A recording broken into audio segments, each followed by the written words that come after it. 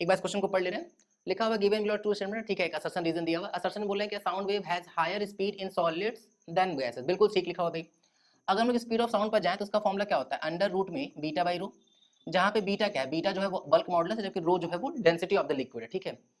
फिर क्या लिखा हुआ है कि गैसेज है, मतलब सबसे बेसिक बात क्या है, बेसिक बात यह है कि भाई बीटा सॉलिड्स का जो होता है वो बहुत ज्यादा होता है, जबकि गैसेस का जो बीटा होता है वो कम होता है, क्लियर ना। तो साफ साफ देखना चाहिए कि जो वेलोसिटी ऑफ साउंड है वो सॉलिड में ज्यादा होगा, जबकि वेलोसिटी ऑफ साउंड गैस में जो होगा वो कम होगा। फिर क्या लिखा हुआ, gases has higher bulk modulus, बिल्कुल गलत है भाई। गैसेस का अगर हाई बल्क मॉडुलस होता तो वेलोसिटी ऑफ साउंड गैस में ज्यादा होता, न कि सॉलिड में। तो असर्शन ठीक है, रीजन गलत हो गया, मतलब असर्शन सही है, reason wrong. Assertion is true, reason is false, मतलब इसका ऑप्शन नंबर 4 आ जाएगा।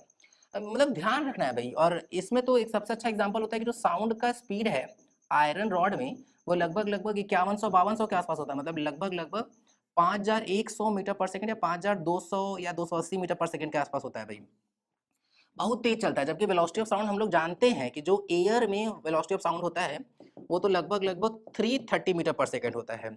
अरे यही तो रीजन है ना कि कई बार ट्रेन के ट्रैक के लिए बड़ा अच्छा एग्जांपल दिया जाता है कि जैसे अगर ट्रेन के ट्रैक पे से टर्निंग वर्निंग भी है और मान लेते हैं हम लोग को ट्रेन नहीं दिख रही है, तो सबसे अच्छा जुगाड़ है कि हम लोग ट्रैक पे अगर कान लगाएं तो उस ट्रैक पर ट्रेन चल रही है कि नहीं ये पता लगाया जा सकता है, इवन इफ कि हम लोग को ट्रेन नहीं भी दिख रही हो। क्योंकि अगर बहुत दूर है तो आवाज नहीं पहुंच पाएगी, लेकिन आयरन रॉड के थ्रू आवाज पहुंच जाएगी, और बहुत अच्छा एग्जांपल हो जाता है, ठीक है। तो इस तरीके से भी रेलवेज में मतलब ट्रेन का मूवमेंट पता लगाया जा सकता है ट्रैक पर, क्लियर है ना।